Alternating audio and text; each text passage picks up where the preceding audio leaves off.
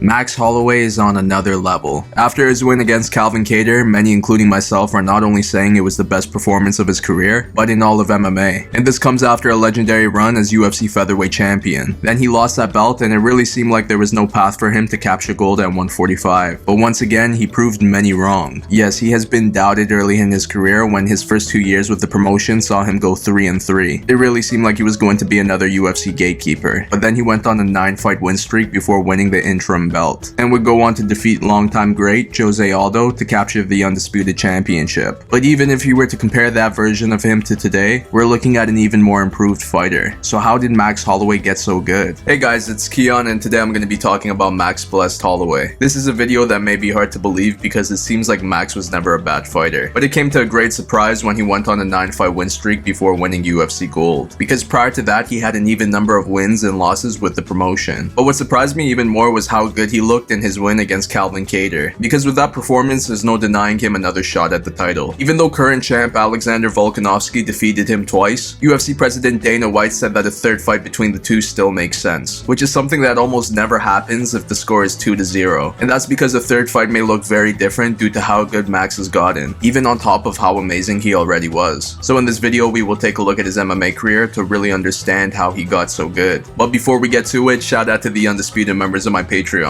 They get the extra perk of a shout out before each video, but even the intro members get early access and video to the Kiiyon podcast. And as always, the money goes to charity. Now let's get to it. Max began his MMA career on September 11th, 2010 at the age of 19. His debut was at lightweight and was against Duke Zaragoza. For the first 2 rounds, Max was controlling the fight with punches, kicks, and knees. There were a few times where Duke was hurt. Max was also close to locking in the rear naked choke a few times, but in the third it was Duke who secured the takedown and spent the entire round on top throwing shots. After 3 rounds, Max won by unanimous decision. 1 month later, he fought Bryson Kamaka. The two immediately threw down with bad intentions, and although Max ate some shots and got taken down, his output was too much for Bryson, who went down from a barrage of punches. Max threw ground and pound before the ref stepped in. Following this win, he fought for the X1 lightweight championship against champion Harris Sarmiento. Despite the difference in experience between both fighters, Max was able to hang with the veteran for 5 rounds, and for most of the time, he was the aggressor on the feet with his constant volume. It was truly an impressive performance by the young fighter, and by the end, Max won by split decision, making him the new X1 lightweight champion. 4 months later, he fought Eddie Rincon. Much like his previous fight, he was the man who pressed forward for most of the fight. He also connected with many punches, kicks, and knees. After 3 rounds, Max won by unanimous decision. After starting off his MMA career with a 4-0 record, Max got the opportunity to sign with the UFC, making him the youngest fighter on the roster. For his first fight, he stepped up on short notice as an injury replacement. His opponent was Dustin Poirier. This was also Max's debut at 145. It was a quick fight that saw the two trade on the feet, but then Dustin secured a takedown and mounted Max. This led to a triangle armbar that forced a tap, making it Max's first defeat. He came back 4 months later and fought Pat Schilling. It was a dominant performance on the feet for Max throughout all 3 rounds, which gave him the unanimous decision. At UFC 150, Max fought Justin Lawrence. The two were trading on the feet for most of round 1, and that continued into round 2 before Max connected with a barrage of punches to the head and body. Justin went down and ate more ground and pound before the ref stepped in. 4 months later, Max fought Leonard Garcia. It was an action-packed fight where both men went all out on the feet, and even Max was throwing many strikes. Leonard was as well, and you can even say that he was pushing the pace. Plus, he took Max down a few times. It was close, but in the end, Max won by split decision, which I remember being very controversial at the time. But karma came back for him in his next fight against Dennis Bermudez. Although Max got taken down multiple times in this fight, most of the action was on the feet where he was finding success. But after 3 rounds, Dennis won by split decision, which many consider as a robbery. 3 months later, Max fought former Cage Rage featherweight and lightweight champion Conor McGregor. The two opened up by trading shots, and although Max landed some nice ones, Conor was pressing forward and throwing much more. And even though he tore his ACL during the fight, he took Max down and maintained top position. After 3 rounds, Conor won by unanimous decision. Following this defeat, Max fought Will Chope. Despite Will being the bigger fighter, it was Max's speed that made the difference. He connected with many punches, kicks, and knees, and eventually in the second, Max finished the fight with a barrage of punches. At UFC 172, he fought Andre Fili. After a back and forth battle, Max locked in a guillotine in the third that forced a tap, making it his first submission win. 4 months later, Max fought Clay Collard. Max defeated Clay in the third by taking him down and finishing him with ground and pound. After this win, he fought Akira Corassani. Max dropped Akira with a right, and although he got back up, Akira went down by another right and ate ground and pound that knocked him out. 4 months later, Max fought Cole Miller. Max was the faster fighter, and that helped him outstrike Cole and deny his takedown. takedowns. After 3 rounds, he won by unanimous decision. On April 18, 2015, Max fought Cub Swanson. This was a huge opportunity for Max to further cement his name in the 145-pound rankings, and he looked good as he avoided most of Cub's hard shots. He returned with some of his own, and in round 3, he connected with punches and kicks that dropped Cub a few times. This eventually led to a guillotine by Max that forced a tap. 4 months later, he fought in his first UFC main event. His opponent was Charles Oliveira. After the two felt each other out on the feet, Charles attempted to take down but got denied. When he got back up, he held his neck in discomfort. This forced referee Herb Dean to step in, making Max the winner by TKO injury. And it also made him the youngest fighter in UFC history to rack up 10 victories. At UFC 194, he fought Jeremy Stevens. Max dominated on the feet for most of the fight and also secured a takedown. After 3 rounds, he won by unanimous decision. 6 months later, Max fought Ricardo Lamas. It was another dominant performance from Max, who pressed forward and connected with many combos. In the last 10 seconds of the fight, he pointed to the ground and the two slugged it out. It was awesome. After 3 rounds, Max won by unanimous decision. This 9-fight win streak led to a shot at the interim featherweight championship at UFC 206, which I was there for live. His opponent was former UFC lightweight champion Anthony Pettis. Although Anthony was mixing up his shots well, it was difficult for him to connect due to Max's constant movement. This led to many counters, and once Max began to attack the body with kicks in the third, he followed up with punches before the ref stepped in, making Max the UFC interim featherweight champion. This led to a title unification bout against featherweight champion Jose Aldo. The two fought at UFC 212 in Rio de Janeiro, Brazil. Jose looked very close to finishing the fight early in round 1, but Max survived and connected with shots of his own. The back and forth action continued through the second and the third, but Jose was slowing down, which gave Max the opportunity to control the pace. This led to punches that dropped Jose. Max threw ground and pound before referee Big John McCarthy stepped in, making him the new UFC featherweight champion. Although Max was supposed to defend his belt at UFC 218 against Frankie Edgar, Frankie pulled out due to injury and was replaced by Jose Aldo. Much like the first fight, the two went back and forth at the start, but once again, Jose began to get tired due to the constant pressure. This led to a barrage of punches from Max in the third that forced a desperation takedown, but Jose ended up on the bottom where he ate ground and pound that forced Herb Dean to step in. It was a great year for Max, and that success only seemed like it was going to grow in 2018, but he was out for the first half of the year due to injury, and although he was supposed to fight for the lightweight championship on short notice against Khabib Nurmagomedov, he got pulled from the bout by the Athletic Commission due to the big weight cut. So after a year on the sidelines, Max came back at UFC 218 to defend his belt against Brian Ortega, and this was a fight that many believed Brian could win, especially due to the possibility of ring rust for Max. But for most of the fight, it was Brian who was eating a bunch of shots, and Max's volume was at no point slowing down. And although Brian threw some combos, Max was able to dodge most of them. He wasn't just winning, he was putting on a statement, and for Brian to not go down was incredible. But the doctor did stop the fight going into the fourth, making Max the winner, and in this fight, he broke the record for most significant strikes with 290. Plus, he set the record for most wins in UFC featherweight history. 4 months later, Max moved up to 155 to fight for the UFC interim lightweight championship. His opponent was Dustin Poirier, making it their second meeting. In contrast to their first fight, this one went all 5 rounds, and with most of the action on the feet, both men had their moments as they threw with a lot of volume, but Dustin's shots had more power to them, which left Max with a busted face by the end of the fight. After 5 rounds, Dustin won by unanimous decision. Following this defeat, Max went back down to 145 to finally defend his belt against former UFC lightweight champion Frankie Edgar. It was a classic striker versus wrestler bout, and although Frankie tried to bring the fight down, Max denied his attempts and kept the action up where he used his reach to attack from a distance. It was a solid performance which led to a unanimous decision victory. At UFC 245, Max was looking to defend his belt for a 4th time against Alexander Volkanovski. For most of the fight, the two stood toe-to-toe trading shots, and although they both connected with their punches, it was Alexander's leg kicks that made the difference. He landed many of them early on, and it really affected Max's volume. After 5 rounds, Alexander won by unanimous decision. Regardless of this defeat, Max received an immediate shot at the title at UFC 251, and for the first 2 rounds, he looked really good. He was mixing up his shots very well and even dropped Alexander twice, but after that, Max's volume began to decrease, and now Alexander was connecting with more shots, especially the leg kicks. This continued into the championship rounds where he also secured takedowns. By the end, it was a close fight, but it was Alexander who won by split decision, a result that many did not agree with. But as a Max Holloway fan myself, I was disappointed to see his decrease in activity in the latter rounds, and although I can agree that round 3 can be a toss-up, I gave it to Alexander when I watched the fight live, and therefore he was my pick as the winner. I know, not a popular opinion, but with these 2 losses to the champion, Max found himself in featherweight limbo, because it's rare for a fighter to get a 3rd fight with someone after losing 2 times in a row to them, even if their last fight was very close. But maybe it was a sign of the times. Max may have only been 28 at the time of their second fight, but he has already had a long and legendary career. Plus, he got engaged after this defeat, and he also began to find a lot of success as a video game streamer. With all this, the narrative really seemed to be straying away from fighting. But then he announced that he was coming back in early 2021 to fight Calvin Kattar, and this was a bout that was going to answer a lot of questions for both fighters, especially Max. And to be honest, I was worried about this matchup for him initially, because Calvin was quickly building a name for himself in the division, and he was looking to make a big statement with a win over the former champ. The momentum was definitely on Calvin's side, but if you thought Max's performance against Brian Ortega was impressive, then this one would blow your mind. For 5 rounds, Max was the aggressor on the feet by constantly moving forward and connecting with a barrage of punches, kicks, knees, and elbows. There were many moments where the fight looked like it was going to be over, but credit to Calvin for eating all these shots and not going down, and even connecting with some of his own. By the end, Max won by unanimous decision. One judge even scored it as 50-42, and Max set multiple records in this fight, which included him beating his previous record for most significant strikes in a fight with 445. This wasn't your average dominance from Max. He reached levels of fighting that were godly. I felt like I was watching a prime Anderson Silva in there. I've never seen such an amazing performance like that in MMA, and with it, many believe that Max deserves another shot at the title, even if that means a third fight with Alexander Volkanovski, because even the Max in those fights is not the same one that we saw against Calvin Kattar. It seems like he is on a second wind in his career, and as a fan, I can't wait to see what's next. So after going 3-3 with the UFC before going on a 9-fight win streak, which led to him capturing the UFC interim featherweight championship, and then going 1-3 between 2019 and 2020 before coming back in 2021 with one of the greatest performances in MMA history, how did Max Holloway get so good? So like I said earlier in this video, he was always good. He showed early on that he was a rangy striker who was able to take hits, and much similar to the Diaz brothers, Max threw with a lot of volume and kept that pace going from bell to bell, which of course displays how good his cardio is. But these skills aren't at the same level like they're at today. I personally think that Max lost the fight against Leonard Garcia, and that was a bout where he got outworked by a fighter who was able to throw at a high pace without slowing down. But as Max gained more experience, he gained more confidence, which greatly improved his striking and output, and his head movement is some of the best. Plus, he has some very underrated kicks in his arsenal. We have to remember that he entered the UFC at the age of 20, and he was quickly thrown against the top featherweights right away, so it was inevitable that he was going to pick up some losses. But the way Max lost these fights were due to his lack of skills on the ground. Dustin Poirier, Dennis Bermudez, and even Conor McGregor all found success by taking him down. And although his grappling hasn't really improved in any major way, Max's takedown defense is very solid now, and even when he does get taken down, he pops right back up. And as a result, his opponents have to fight his fight, which has been successful for Max until he met with Dustin Poirier for a second time. Although he had his moments in that fight, it was apparent that he lost size and power with the move up to 155. The only person to really beat Max at his game so far at 145 is Alexander Volkanovski. And what Alexander did that was so effective were the leg kicks. This definitely helped reduce Max's volume on the feet. And with the second loss to Alexander, it seemed like it was time for a new era at 145. But when he beat Calvin Kattar, Max got back into the picture. And as much as he had the same game plan of constantly striking and moving, I think the difference this time around was his confidence. Like I said, Max got engaged prior to this bout, and I can't help but to think that it gave him a new boost of positive energy in his life. Plus, Max has also stated that for his past 2 bouts during COVID, all his training was done over Zoom video chat, which honestly may be another factor as he is fine-tuning his skills without taking too much wear and tear. Whatever it is, it's definitely working. He truly became so good, and now it seems like he's getting even better. And as a person who's been on the Blessed Express train for a long time, I'm very excited to see more Max Holloway. My name is Kiiyon, and this is my take on Max Blessed Holloway. Do you agree, disagree, or have something else to add?